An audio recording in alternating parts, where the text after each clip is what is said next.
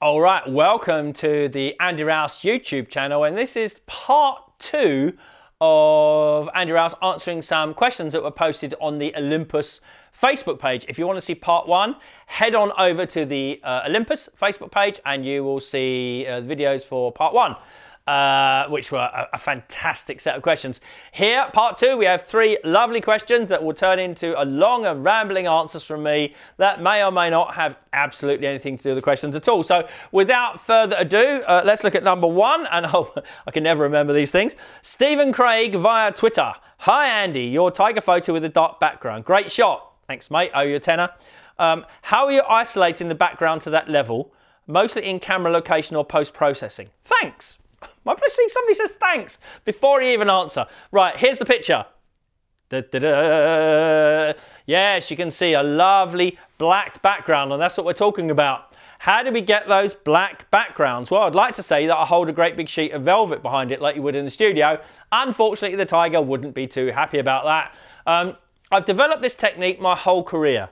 And I have to say, I probably have a handful of images where it's worked. I'm used to looking for this dark to light transition. So when an animal is walking maybe along a track, very strong raking light end of the day, creating shafts of light across the track. It's all black behind because the foliage is in shadow behind, okay? Mustn't go that way, must go that way, whatever. The foliage is in shadow. So once the animal comes into the light, suddenly it comes into brightness. I can darken it down the exposure in the camera, maybe -2, maybe -3 stops even. There's enough light on the subject to retain its detail, but it throws the background completely out. And not everybody likes this effect, but I absolutely love it. So I try to create as much of it in camera as I can because I have the vision to see the picture in the first place. And I have the experience to know when it's going to work and when it's not. It's infuriating for clients when I try to say, look, I'm doing this. And if it's the first time they've ever tried it, of course they don't see it. Once a person has seen what you're trying to achieve, it's like, oh, wow, you know. Of course, you don't have to like what I do. I don't want everyone to like what I do. I just want you to understand the technique so that maybe you can use it in your own photography. I've used it for wolves. In fact, last summer, I took this picture of a wild wolf at 2:30 in the morning. The light was coming right across the forest. It was just after sunrise.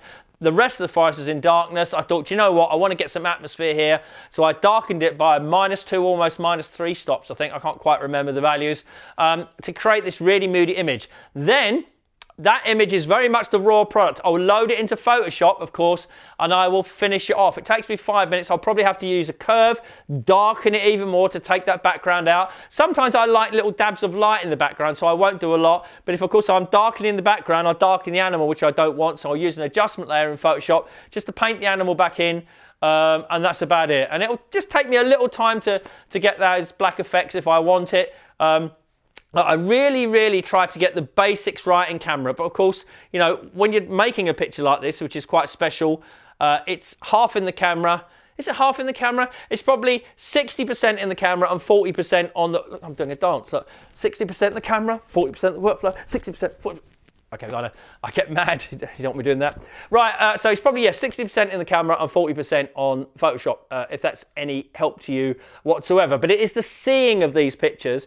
And here's another thing, right? I see these pictures because I love taking them. It's my style. It's what makes me really come alive. When I see the opportunity, I'm like, yes, I can see exactly what I want to do. I almost knocked them off. You can see that there. Who are they? They were in the last video, Twinkle, Max and Monkey, and they travel with me all the time. In case you wonder why there are 2 cuddly toys there, they're my 4-year-olds. You put them there. Right, okay, so that should have answered the question there for Stephen, I hope.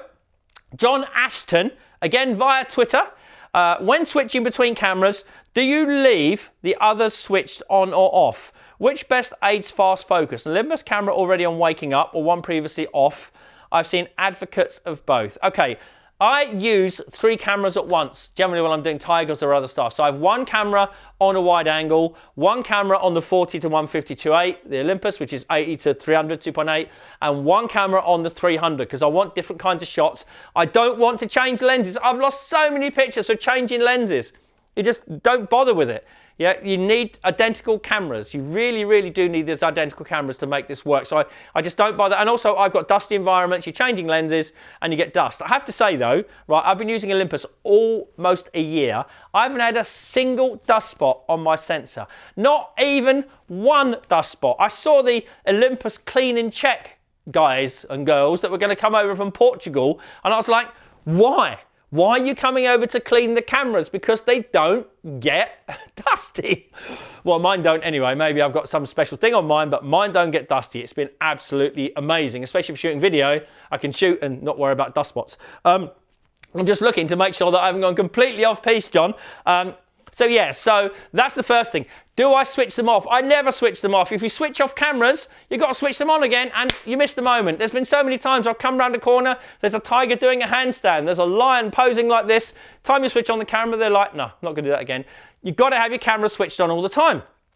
I'm ready to go all of the time, in my opinion. You've got to have them set ready to go. You've got to have the exposure right ready to go.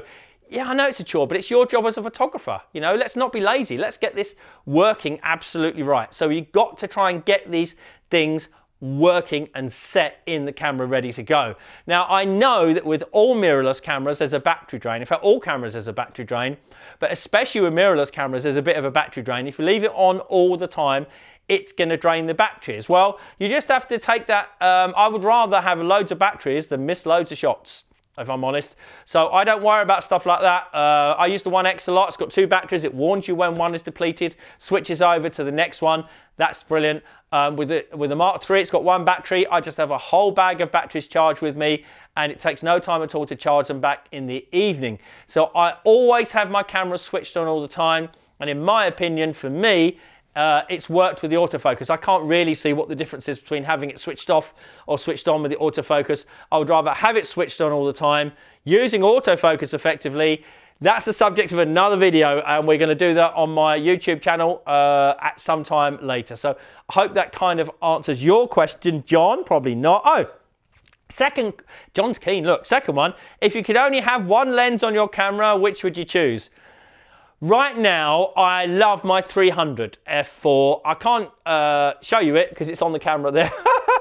I love my 300 f4 Olympus. It's tiny. It's really, really cool. You can see a picture of me using it here on the front of a Zodiac on Svalbard, and another one here where I'm actually standing up in the Jeep photographing tigers with it. You can see it's tiny. It doesn't weigh a lot, even for my chip arms. I can hand hold it. It's got 7 stops of stabilization. It's a brilliant way of having a 600. But I miss a zoom. You know, I used to use a big zoom for most of my career. I got well known for it. And I miss a big zoom. And I cannot wait. And you know, I'm not going to pre-announce this, but you know, the 150 to 400 is coming out at some time. And on the Olympus system, that's a 300 to 800. Yeah, we're talking about that. I really want that. I really need that flexibility of a zoom. I don't care about this fixed lens thing, about the bokeh and all that. I want composition. That's most important to me, is the ability to compose a picture and get the picture as I want it, roughly in camera. And that's what that zoom lens, whenever it comes out, and I don't know, got no idea, you probably know more than I do, but that's what exactly I'm going to use, and I'm really looking forward to. All right, final question on the channel today is from Nick Jones. Nick, Andy, I love it when people call me by my name, I don't know why. What's your best ever wildlife encounter, both inside and outside the UK, and why do they stand out more than others? Oh my God, this is such a difficult question to answer because I love all wildlife and I love everything I do. It's really tough. Thanks, mate. I thought about it long and hard. And in the UK, I think what I'd like to do is say a place rather than one single species and encounter. The place of Stonemar's Aerodrome, where I worked with my great mate Russell Savory for about 2 years. This place was incredible. It was pristine, it was private, so no one could go on there. We had an electric vehicle. It means we could drive up to hares silently, which was amazing. We had barn owls, little owls, short-eared owls on site, occasional long-eared owl, all kinds of kestrels. It was just incredible. And to work with Russell at that time, you know, it's great to have working with a mate. You have a bit of banter, a bit of competitiveness, which is brilliant. Amazing species that we love. You know, I could go and do hares, barn owls, little owls, whatever I wanted. It was great. Sadly, we don't have that place anymore. Neither of us work there anymore. And I doubt if I'll ever find it anywhere like it again. But that was my best, I think, wildlife encounters in the UK. Outside the UK, well, there's been a lot, but I think it has to be tigers, and I think it has to be Noor. You know, I did the book on Noor. I love Noor. And the day that she brought her cubs out to us for the first time, in fact, that whole week, really, she brought the cubs out. They were on the side of a river looking really, really gorgeous and just amazing, playing with each other. It was really the first time that we'd seen them. And then this amazing day when we were alone in the forest with her, both my vehicles together. We were parked on a track, couldn't see anything, and then she came over the top of the track with the cubs, did a flame and sniffed against the tree, walked towards us. The cubs were playing. She then sat down, played with the cubs. One came up towards us. Oh, it was just magic. It went on for hours, and it was just like the pinnacle, I think, of my tiger life. I'd always dreamt of photographing tiger cubs. Always, always, always. And Noor always delivered. With every single litter she ever had, we had a fantastic time with it. It was amazing. So I think that that's my most favourite wildlife encounter I've ever had. So thanks, Nick, for asking that question. I hope that you've enjoyed this time on this channel. Remember, if you want to see part 1, head over to the Olympus Facebook page. If you want to see more of this kind of stuff from me, stay right here on the Andy Rouse YouTube channel. Thanks a lot, and see you soon.